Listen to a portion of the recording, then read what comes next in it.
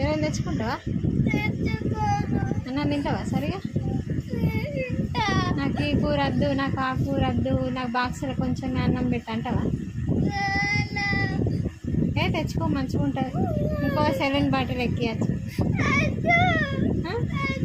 మంచిగా ఉన్నావా నొప్పి ఇప్పుడు? ఇంకోసారి జ్వరం తెచ్చుకుంటావా? పీడియాషూర్ బుక్కుతావా?